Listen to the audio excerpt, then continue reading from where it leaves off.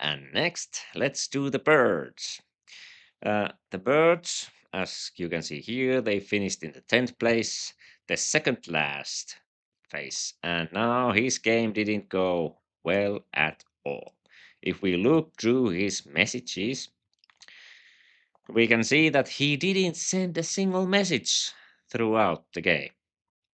And I got to stress and emphasize that this is game of logistics, diplomacy, and tactics, and in that order.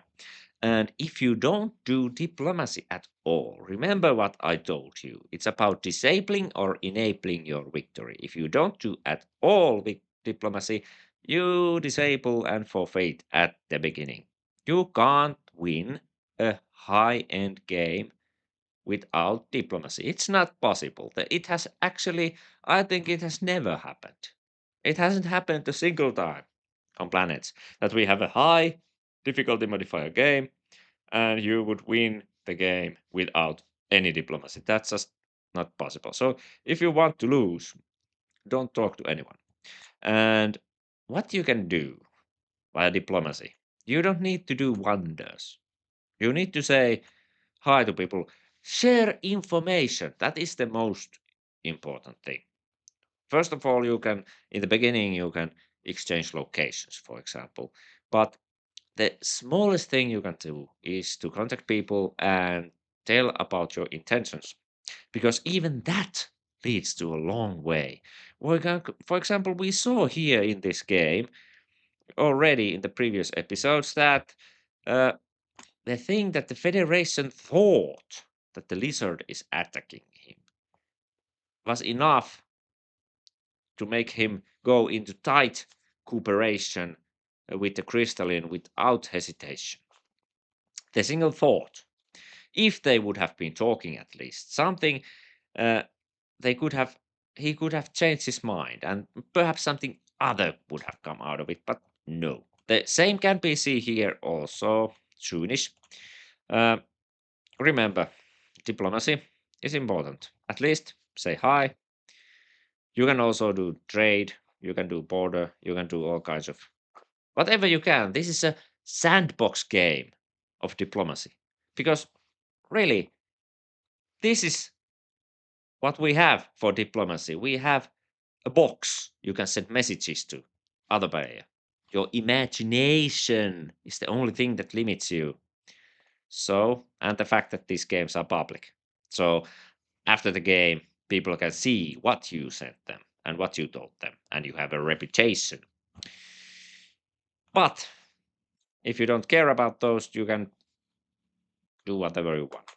But now, let's continue with this. The logistics parts. How did the bird do logistically? Well, not very well, not horribly bad, but not very well. Because what he did, he found a wonderful bovinoid world right next to his home world. And what he did then is right thing to do almost. He went past it. He actually didn't do anything there. He found a Gibbsodal planet, so instead of building a second base here, he built it here. And he had this idea that he will obviously last turn. You can see that this is called the sandbox starbase in a box. He builds an early last space reactor and puts mineral there, so from the home world, so he can build quickly another starbase. So he has two starbases. I've been talking make three starbases intenders. This is one part. I often do this. I take this, but I would never sacrifice good early income possibility with this kind of a move. This is actually quite horrid that it takes all the way to turn 6 that he gets enough clans here for the bovinoids when he was able to see this planet on the second turn already with the medium deep space vector. So this was lousy move. The fact that he did a starbase in a box is a good idea. This location is excellent for the starbase in a box. It's a keep solar planet. It's a dream come true for the bird. He can build transwarp engine cloakers right away. But he failed to be getting mega credits and digging minerals as soon as possible. Because 2 star bases is all the bird is able to do in this game. And one of the main reasons for that is that it takes really long time until he has really any minerals dug. Look, he uses a lot of time to go around these planets and then decides where to put those mines. And that's a really bad way of doing things in a turn-based game. When you send out ships from your planet, homeworld, you should have enough resources there when you scout a planet to drop stuff there. Maybe it's 25 mines. Maybe it's 50 mines. Maybe you can do the 200 mines. But do as much as you can in as few turns as possible. So when we go to turn 30, this player's fleet is minuscule. We can see that he has 15 ships. 2 dark ones. The Merlin came out on turn 14, which is not that bad.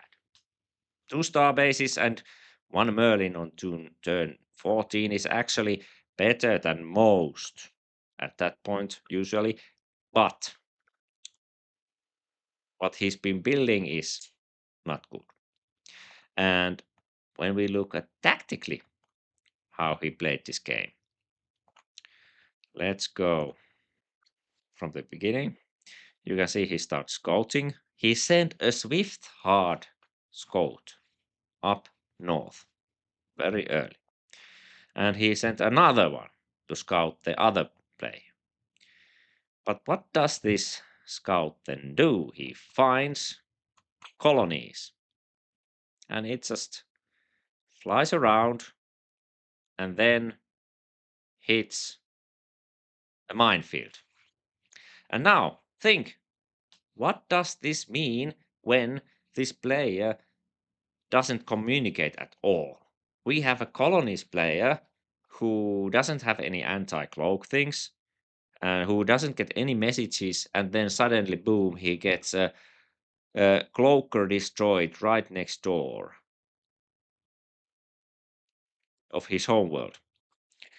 Well, the colonies, of course, starts to think that somebody is attacking me and prepares to invade south. If he's talking with anybody else, most probably the guy right next door, he might be begging for help from the crystalline in this case. Think about that.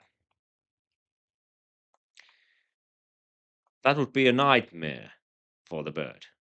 Just because you didn't talk anything and you made this move, you made the colonies an impression that the birds are attacking. If there's an invasion, which is, of course, he doesn't have any ships below this line, which is his homeworld. So he kind of invited a colonial crystalline alliance to move over into his place. All your moves and all your actions, you have to think the reactions. What will happen then? And what will the opponent think of your moves and what will continue about that one? That's also part of the diplomacy, where the tactics and diplomacy are hand in hand. Often in games, early aggression is not smart if you are not able to hit hard decisively and keep on going. Because if you just hit a bit, you make the neighbor realize your hostile intentions, and he has all the time in the world to look for allies and help to come over and protect against you. So either attack, don't attack at all, or attack decisively and keep on going so that the enemy is dead in 10 turns. That's the best way to do it. But okay, he finds the robots of all possibilities, and he intends to send all he has managed to build against there again without saying a word. And he has this idea that he has located the homeworld and he sends everything there. And surprise, surprise, bum, turn 22.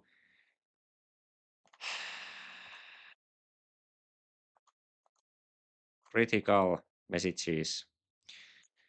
His three shift hearts hit mines, two fearless wings, one fearless wings hits twice mines. After that, the rest of the ships hit mines and are killed. And then the robot comes over and kills the bird. And that was his game. Overall, not at all well played. Not logistically, not diplomatically, and not tactically. And why am I being so harsh here to these players? Last turn I was pretty harsh on Tay. Now I'm pretty harsh here on this. Because this is a public game. This is competitive game. This is like the bronze game of the whole tournament. The silver and gold games are the championship games. They're the winner gets the gold, and all the rest are like the silver people because you win bronze, but you lose silver. That's the saying it goes when we are talking about competitions like cups and leagues. But so Drexion did wonderful here, but he is making this game a showcase of excellence. And I think I will leave his evaluating his performance last because it will take a lot of time. I've already hinted something, or maybe I'll go through it with these little pieces in the way how they combine to the play of the other players. Maybe that's the best way. But okay, this was the bird. Thank you, bird, for taking part of this game. It's always great when people step up. I hope you enjoyed it. I hope you learned something. And especially you people, build minds and say something to people.